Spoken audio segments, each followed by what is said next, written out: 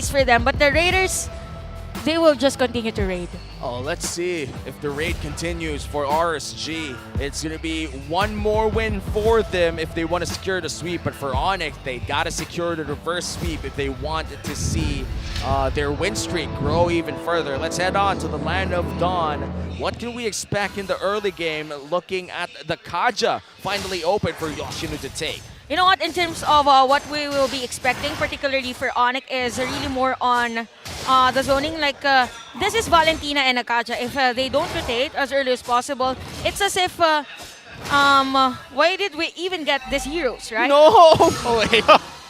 Irad, you know, almost. That was close. That was close. If that reset, that's like 2 seconds tops. Dude, it is to be caught in 4K, just in case. Just the one moment, but you know, still a very safe start. Looking at the emblems over here, a lot of movement speed coming in from the side of ONIC. A lot of them running the agility and the wilderness. By the way, best combo if you want to roam around the map quite fast. And even a Brave Smite actually for Gem and Yoshino. So we might see a longer team fights for ONIC. Again, we've mentioned about sustain for them.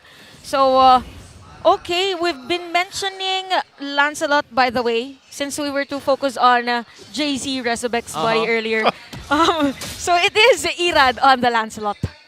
And I feel like that was a steal pick or something that of a counter to the Martis. It's not really a counter, but more so of a response. Like you could go through the Martis, and the Martis could go through you.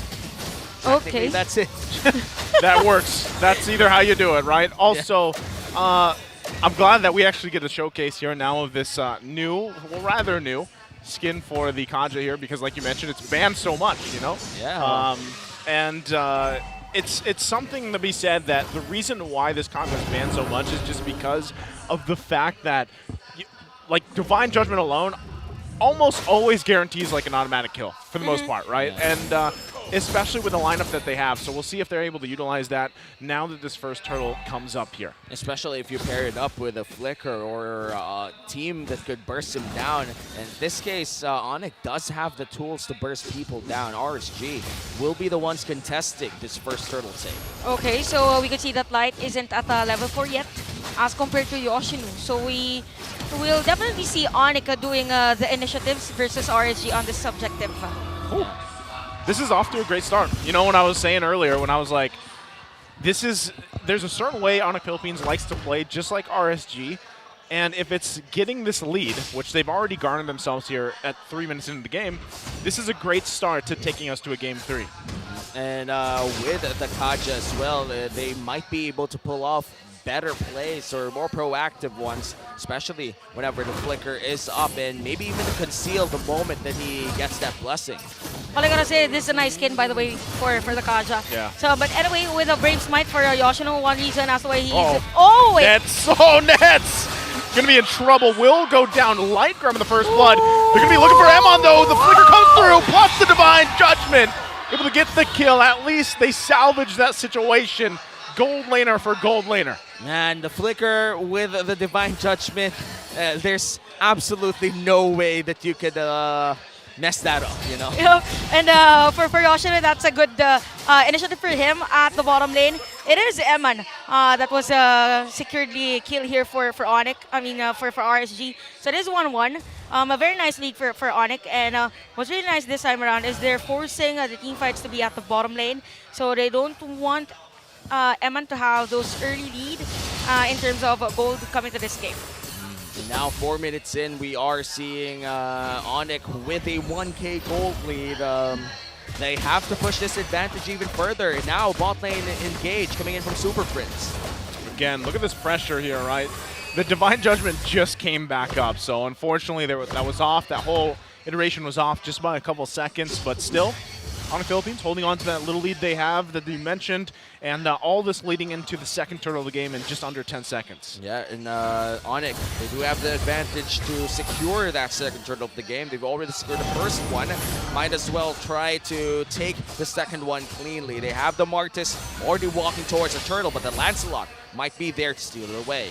Okay, so in terms of positioning, Emma's going to be part of the team fight. Light's getting ready for the initiation though. Yeah, he's not going to go in. Irad already used the Phantom Execution. Oh! Who gets it? It's Ryzen securing the turtle there. So second one in the hands of ONIC Philippines. Oh, ONIC really showing RSG that game one was definitely something that they did not expect. And right now they're playing more as a unit. Yup, and they're playing more as ONIC this time around. Them doing the initiation against RSG, and at the same time, it was pretty close actually in terms of the timings, in terms of retribution, a bit early, maybe 0.5 second for Irad during that time. But again, the zoning of ONIC has been pretty effective, particularly at the bottom lane. So Quantum Charge is being used properly here for both Ryzen and even Nets.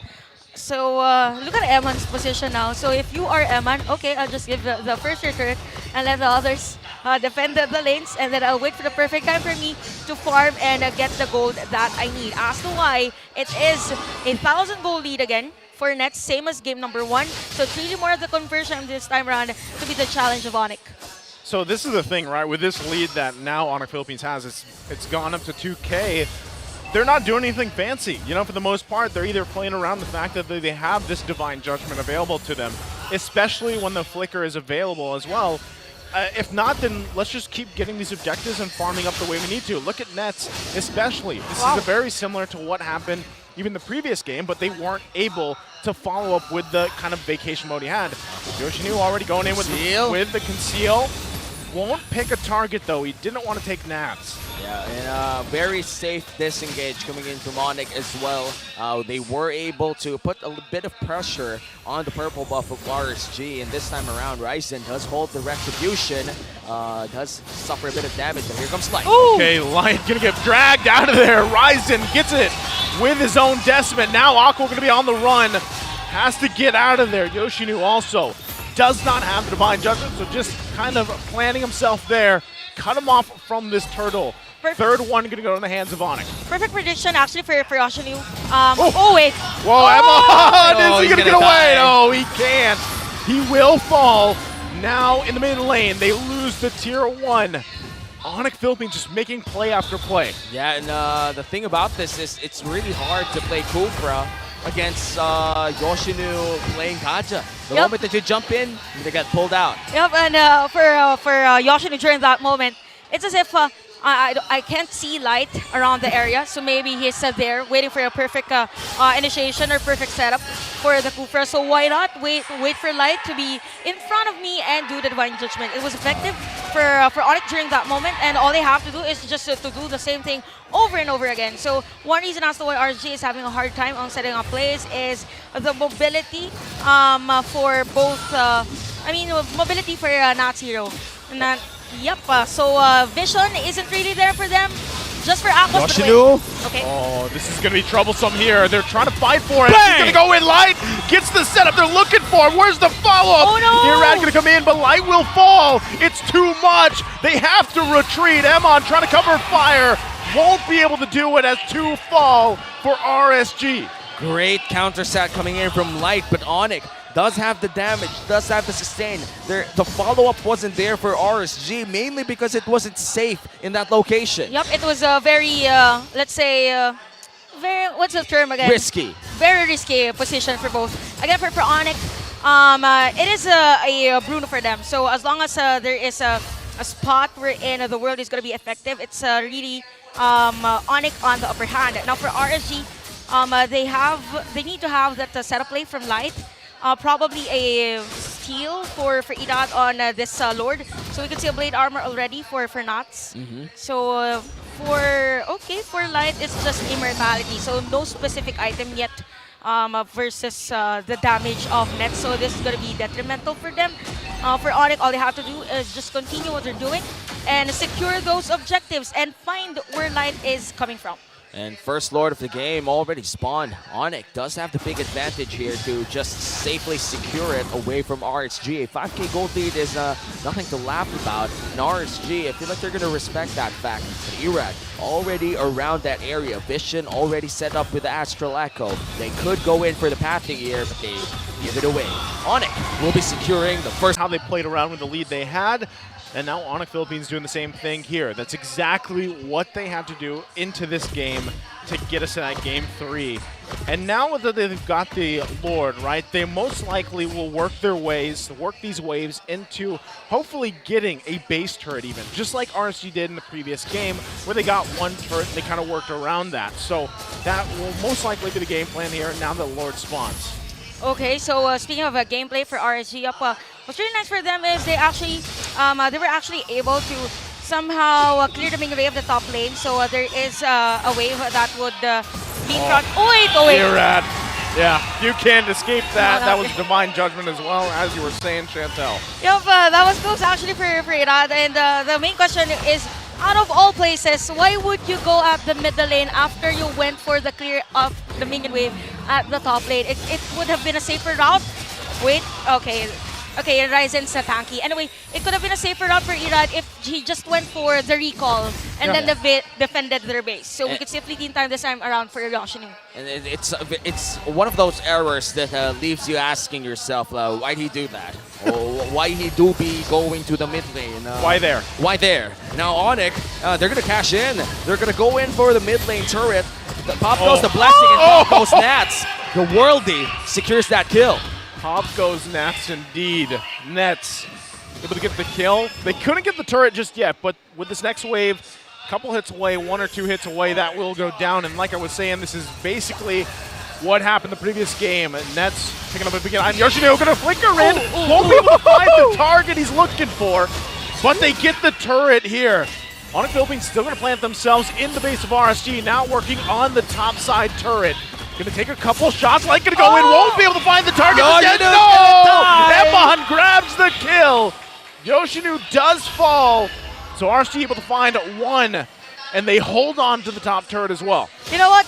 It was actually a risky play for RSG during that moment because the option for Eman to kill during that time was Yoshinu or either Nets. So just a split second of confusion on who to target could have been deadly for Eman during that time. It was a good target for him with Yoshino, by the way. So anyway, for ONIC, it is 8 for 4K, but we could see right now that for RSG that they're forcing a team fight against ONIC. Now that they have, I mean, we've mentioned immortality already for Light. As long as they force another team fight versus ONIC, but after that, they need to disengage as early as possible. I just gotta say, Irad had ultra fast hands in that entire exchange. Even burnt the flicker from Yoshino without the Divine Judgment. That's how you know that this kid has fast hands. At the middle lane, right? And now that the Lord will be started by ONIC Philippines, this will be the first Luminous Lord of the game. ONIC will be safely securing this. I'm already calling it. Lancelot's all the way down bottom lane. Yeah, just get what you can. You know, at this point, I think that's the game plan here for RSG. They're going to go ahead and get that tier 1 in the bottom lane. Work with that, trying to get any space they can, but that's even harder than the situation because if you're getting these turrets, you're still ultimately, you got to defend, right? You got to defend this Lord push. You have to hold on, and the biggest thing about holding on is counterplaying Yoshinu on this Kaja with the Divine Judgment. The flicker is going to be available for this whole exchange as it follows up into the base. And speaking of counter initiation, actually for RSG, what's tricky for Light is that it's very predictable if they're just defending from their base as to where he will be coming from for initiation. But there is the damage already for the side of RSG with Aqua's Navaria though. Yeah. Good poke here. Super Prince playing in the front there. Goes in, gonna go look for more. Here at the backside, bit of execution, not gonna find the target. Nets even with of nature, still gonna be going. Ryzen is up, Nats fall, double kill for Nets. Takes out Emon. And now it's 4 versus 3 here, looking to end the game. Couple hits away. ONIC Philippines will do it, and they take us to game 3. And after a lot of exchanges, ONIC with a somewhat dominating win. And this winning moment is brought to you by our official sponsor, FWE Life Insurance. What a game coming in from ONIC, and something